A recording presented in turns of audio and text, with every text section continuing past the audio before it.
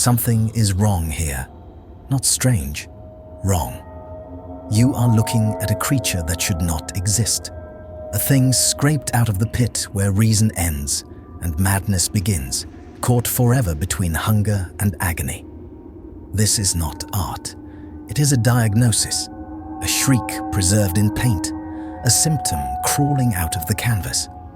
The river behind it runs thick and red, churning like a vein cut open.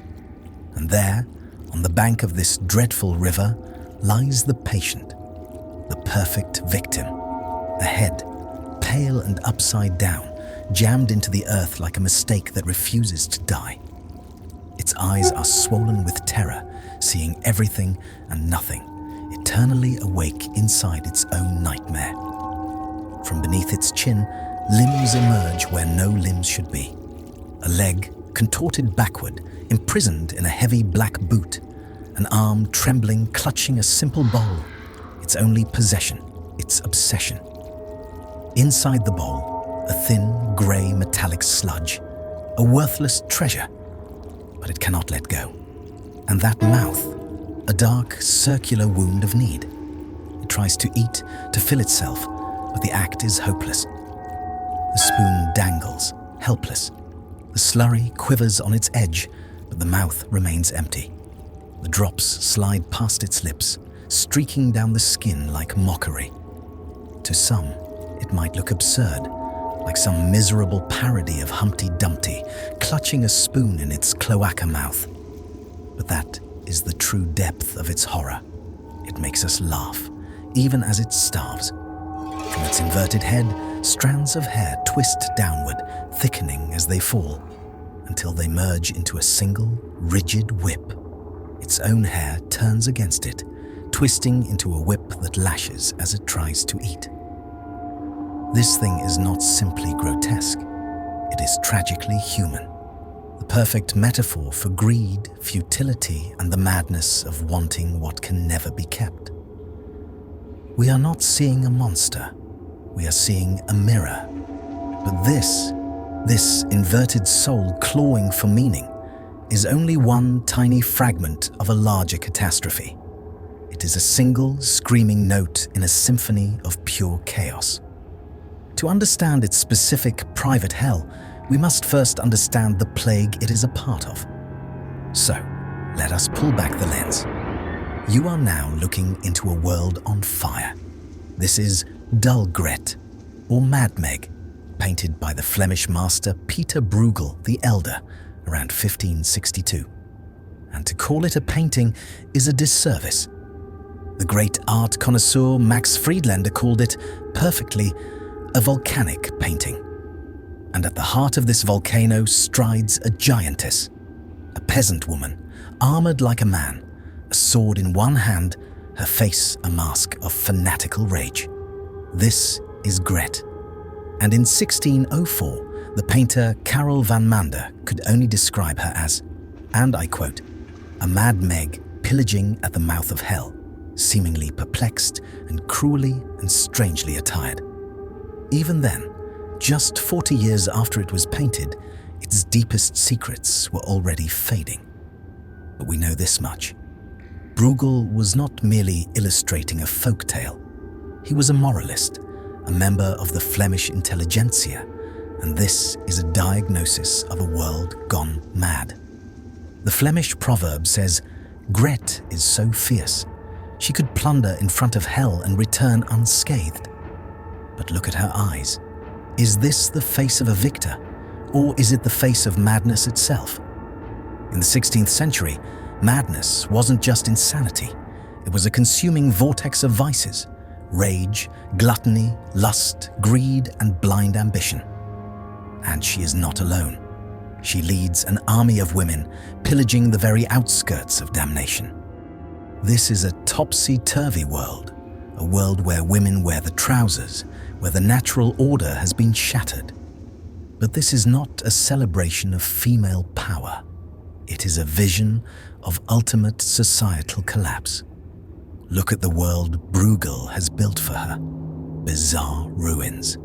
Hybrid monsters ripped from the nightmarish playbook of his predecessor, Hieronymus Bosch. The horizon glows with a scorching apocalyptic fire. This is more than a folk tale. It feels like the breaking of the seventh seal from the Book of Revelations. It is the end of the world. But whose hell is this? Bruegel lived in the Spanish-occupied Netherlands, a land gripped by the terrors of the Inquisition. Heretics were burned. Towns were sacked. The world itself was a waking nightmare. So, when you see that river, thick and red, churning like a cut-open vein, is this the river of hell, or is it the river of blood spilled by the Duke of Alba's tribunals? When you see the demons, are they biblical, or are they the grotesque reflection of human greed and violence? Bruegel forces us to ask, what is the true hell? The one below, or the one we make for ourselves? This is the catastrophic landscape that gave birth to our inverted creature. It is not an anomaly. It is the pure, concentrated essence of this world. It is greed. It is futility. It is the madness of wanting. It is the perfect citizen of this chaos. So let us begin our dissection with the patient zero of this catastrophe, the giantess herself. Dull Gret Mad Meg. We will examine her as a surgeon would, piece by piece, because every detail is a deliberate symptom in Bruegel's diagnosis. First, her face. This is not the face of a heroic liberator. This is a face consumed. Her eyes are wide, fixed on the maw of hell, but they seem to see through it.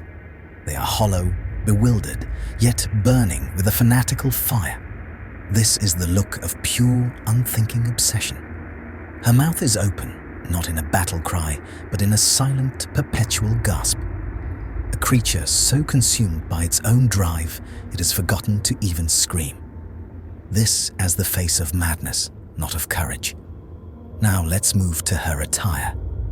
This is where Bruegel's genius for contradiction begins.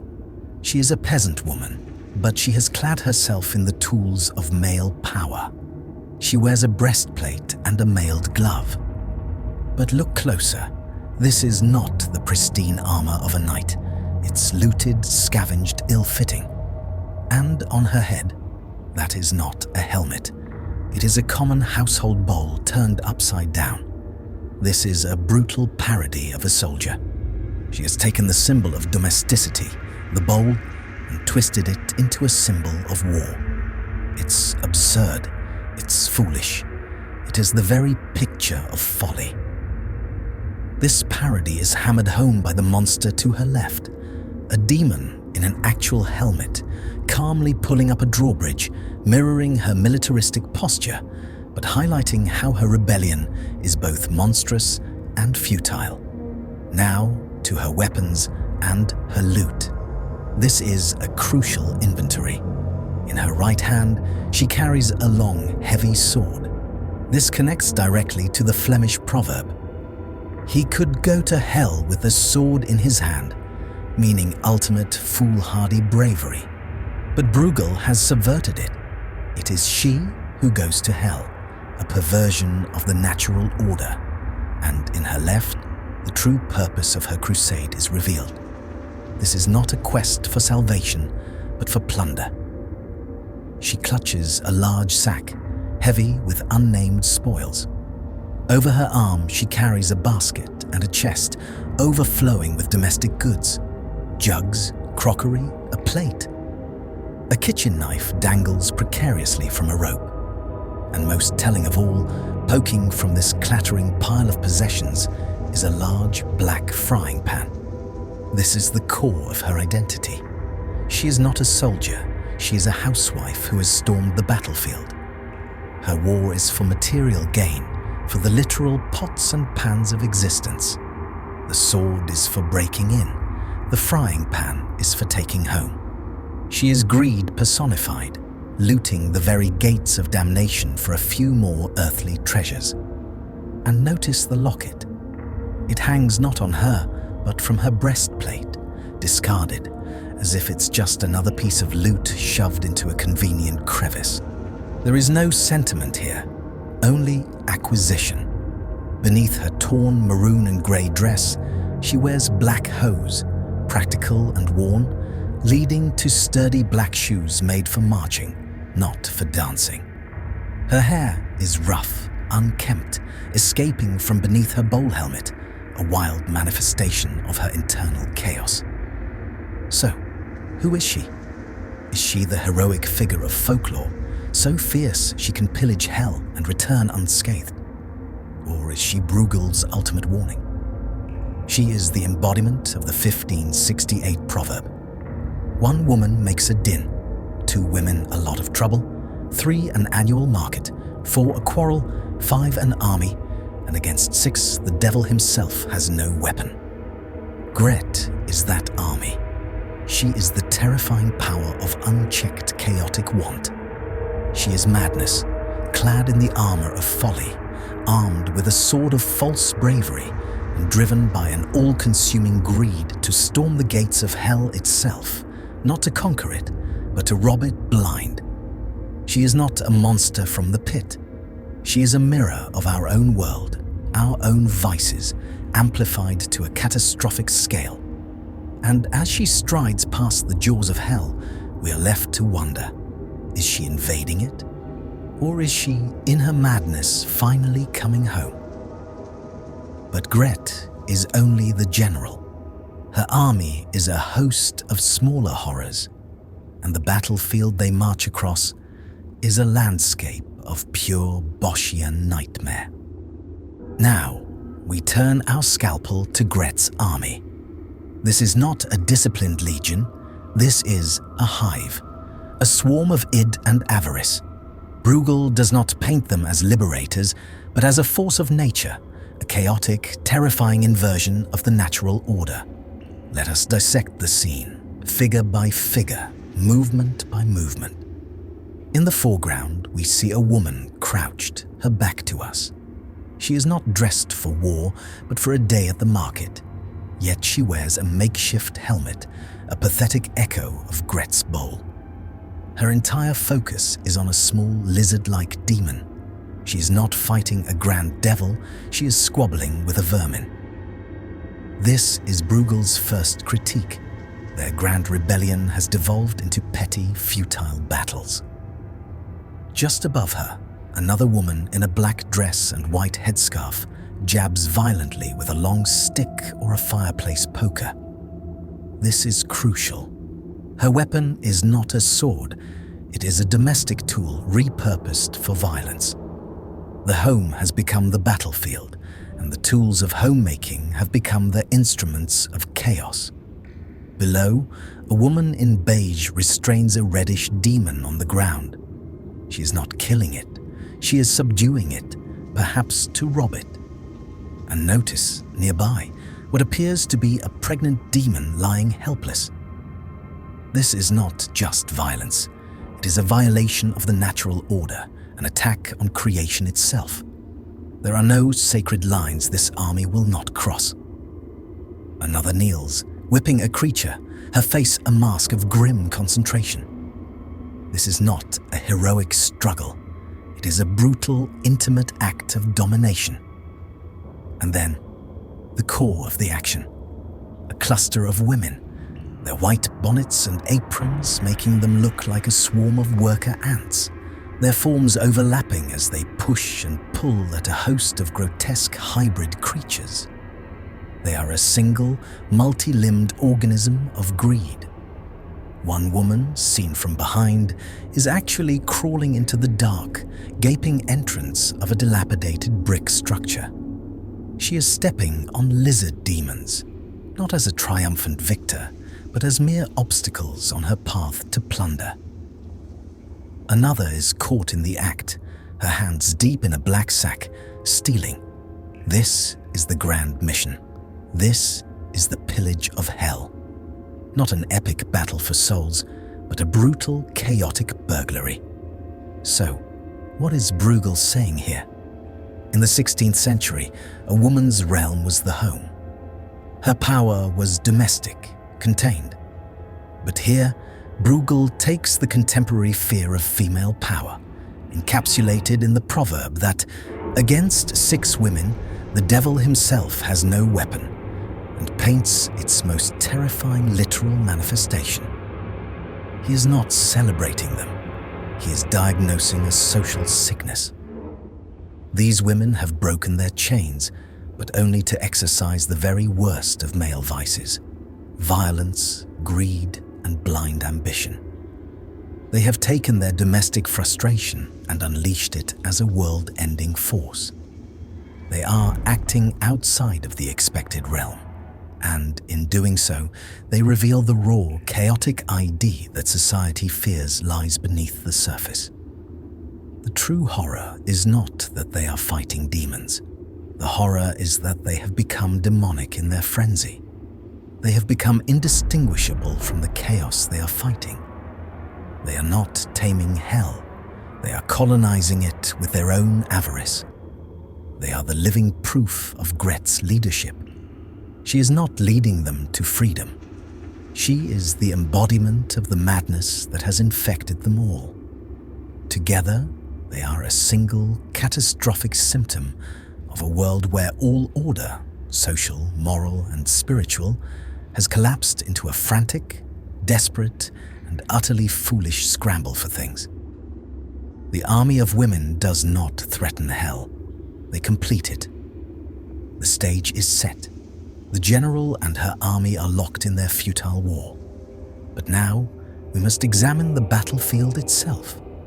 A landscape populated not just by demons, but by architecture of the damned, and by other, more isolated souls trapped in their own private hells. The dissection is far from over. Now, we lower our gaze to the very ground on which Mad Meg is marching. Here, in the mud and shadow, we find Bruegel's laboratory. These are not merely demons, they are case studies, personified sins, sculpted from nightmare and pigment. Let us begin with the weirdest, the barrel creature. Its body is a wooden cask. This is the vessel of gluttony, of drink, of overindulgence. From this hollow shell of consumption emerges a pathetic human face, wide, anxious eyes, a downturned mouth of despair. It is supported by tiny, spindly black legs, too frail for its body. This creature is the hangover of sin, the physical manifestation of greed's aftermath, a swollen, useless body filled with nothing, consumed by anxiety and unable to move forward. It is the container and the trap. Let us now dissect a truly intimate horror. A pair of creatures locked in a vile symbiosis. First, the bird beast on a crutch. Its body is a swollen reddish pustule. Its face is a sharp, open beak, eternally hungry, eternally crying out. But it is hobbled, one leg amputated and replaced by a crude crutch. This is a creature of crippled desire, a being defined by a need it can never fulfill. And from a dark, visceral cavity in its back, its inner corruption spills out in strange, fleshy red forms. But this corruption is not wasted. It is being harvested. Notice the grotesque peacock-like creature leaning towards it. Its body is a bulbous, scaled sack. This creature has plunged its own beak directly into the bird beast's open wound. It is not merely eating, it is gorging on the raw, spilling corruption of another's despair. This is the devastating cycle Bruegel reveals. Crippled desire, unable to move, can only produce a torrent of waste. And vainglory sustains its own twisted existence by consuming that waste. One vice feeds the other in a closed loop of degradation. Pride, here, is shown in its truest form, a monster that fattens itself on the suffering of the broken. But the most chilling tableau is the nest. A large egg rests in a nest of sharp twigs. From a jagged crack in the egg, the fleshy, underformed heads of bird creatures emerge. And standing beside them is a pale, lumpy, rounded being with a face of profound sadness. Its long, human-like arms hold a stick from which dangles a dead fish offered to the newborns in the nest. This is a perversion of the Madonna and Child, a grotesque nativity scene. It is not motherly love, but a forced mechanical act of nurture. The feeder is miserable, the offspring are monstrous, and the final brilliant detail: on this feeder's head rests a red pot, and in that pot, submerged in a blood, is a knife. The act of giving life and the instrument of death are inseparable. This is the ultimate symbol of futility and corrupted creation. Even the most fundamental act of care is poisoned, turned into a cycle that breeds only more monsters. Our dissection now takes us to the very architecture of damnation. Bruegel has built a world here with its own twisted physics and biology. We move from the personal hells of the creatures to the systemic, structural hells that contain them. Let us first examine the egg. This is not one egg, but a nightmare of nested realities. A large, rocky, egg-shaped cave, its interior glowing a hellish red, like a womb of futility. And inside this larger egg sits a second, pale, cracked egg. This is a powerful symbol of corrupted potential. An egg signifies birth, promise, the future. But this one is broken, sterile, and from it sprouts not life, but a giant harp. A creature, bent in what seems like devotion or study, attends to the instrument. But on its strings sits not music, but a large, dark spider. This is Bruegel's devastating critique. The arts, culture, the highest aspirations of mankind are here perverted. The music is silenced, replaced by the patient, predatory silence of the spider. It is a world where beauty is stillborn, and only the parasitic thrives. And around this broken egg of culture, infernal creatures feast and carouse. They are the consumers of this corrupted world, dining in the shadow of its failure, watched by a giant, indifferent lizard. But the symbolism ascends. Above this cave rises a cage, and inside the cage are not monsters, but two slender, delicate, deer-like creatures, innocents, trapped and imprisoned by the very structure of this hell. And on top of the cage, a soul is lashed to the trunk of the tree, its body contorted in agony. And surrounding it, a circle of demons are not celebrating. They are orchestrating the torment. One of them blows a long, blaring horn, a sound not of festivity, but of mockery and amplification, ensuring the victim's suffering is announced across the entire landscape. And from this, a tree grows, a so-called hierarchical tree, its roots in the cage, its branches reaching upward. This is not the tree of life. It is the tree of a bureaucratic hell.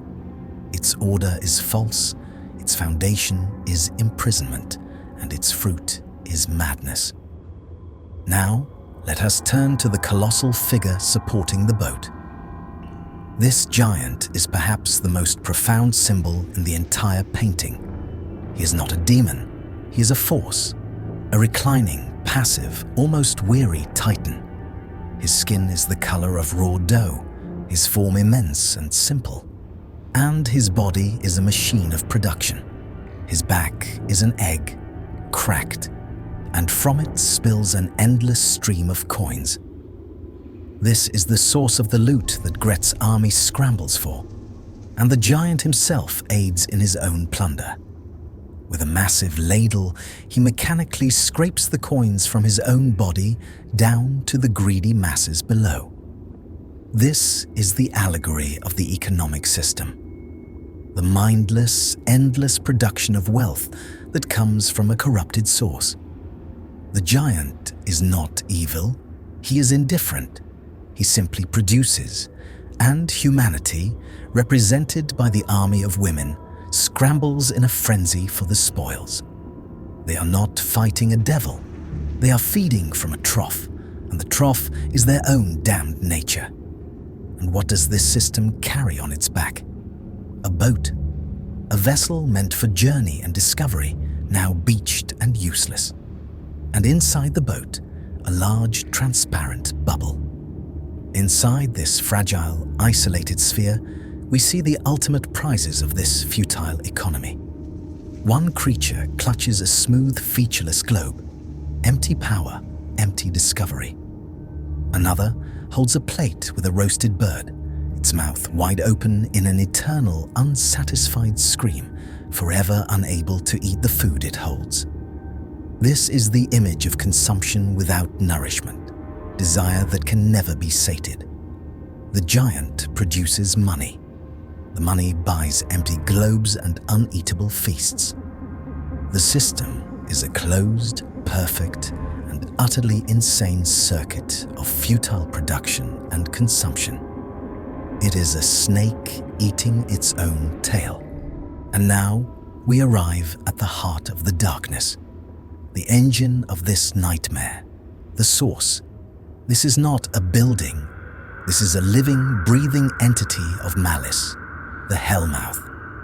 Bruegel has rendered it not as a cave, but as a colossal, grotesque face, its skin a reptilian tapestry of scales, ancient and impenetrable. This is an intelligence, a conscious, watching evil. Let us dissect its face, feature by horrifying feature. The eye, a large, lifeless orb staring out at the chaos it has spawned. And from it, a single, thick trickle of blood runs down the scaled flesh. This is not a wound of battle. It is a tear of pure, concentrated malice. The very architecture of hell is weeping blood, a constant, slow hemorrhage of suffering. The eyelid.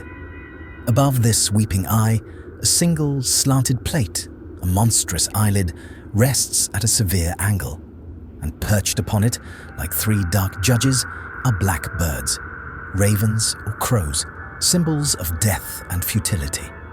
They are the only creatures at rest in this entire scene, observing the frenzy below with cold avian detachment.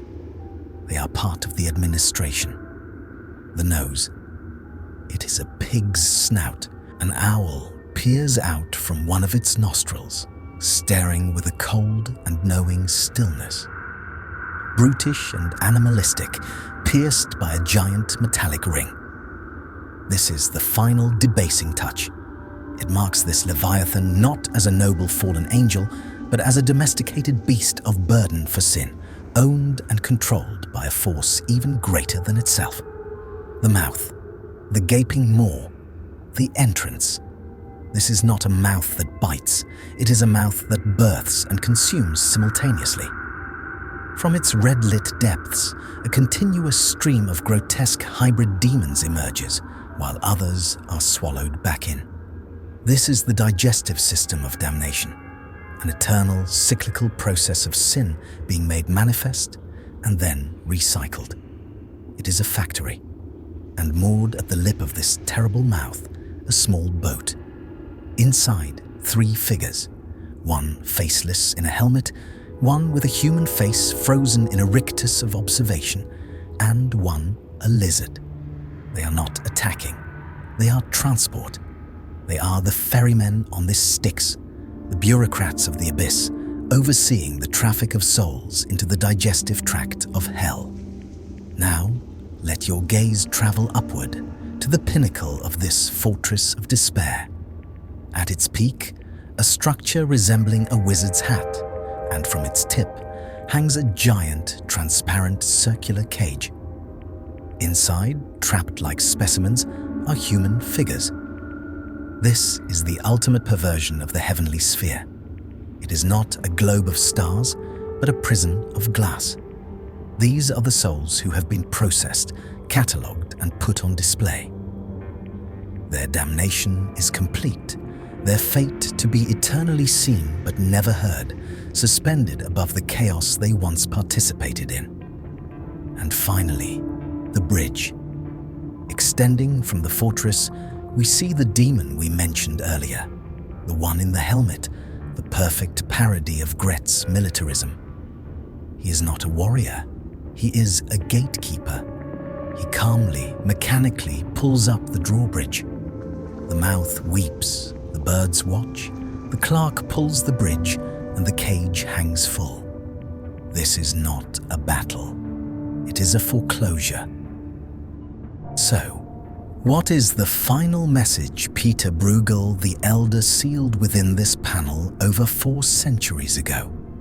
After dissecting its symbols and wandering its hellscapes, we find that Dull Gret is not a puzzle with one solution, but a prism. It refracts a single, blinding light into multiple, terrifying truths.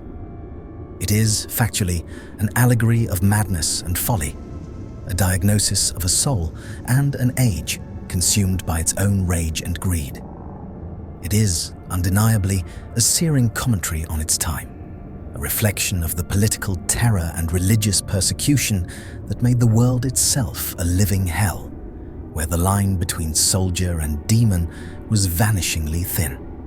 And it is, profoundly, a portrait of inverted power, the chaotic, feared energy of women unleashed, not as liberation, but as a catastrophic force that upends the entire natural and supernatural order. Yet, to list these meanings is to still miss the point. Bruegel's genius was to fuse them into a single, apocalyptic vision.